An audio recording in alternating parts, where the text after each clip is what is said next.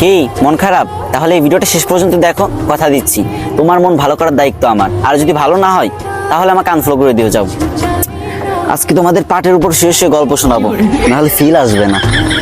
তো ঘটনাটা হয়েছে কি, এক স্বামী বউরে বাজার থেকে একটা লাক্স সাবান কিনে এনে দিল। তো বউ বলল, ওগো এই সাবান কিসের জন্য আনছো? তখন স্বামী মুচকে একটা হাসি দিয়ে বলল, এই তুমি ভুলে গেছো নাকি আজকে না তোমার আর আমার ম্যারেজ ডে? আমি তোমাকে কতটা ভালোবাসি, আর আমি কি তোমাকে একটা গোলাপ দিতে পারি? তাই তো আমি তোমার জন্য নিয়ে এসেছি হাজারো গোলাপের সুগন্ধে ভরা লাক্স সাবান।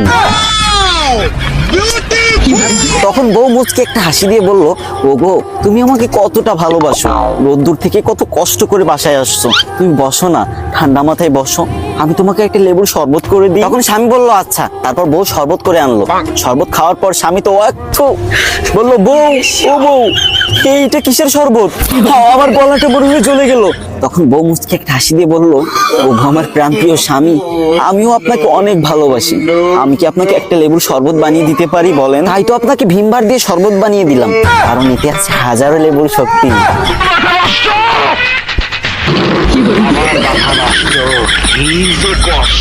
তো গাইস, গল্প বলা শেষ।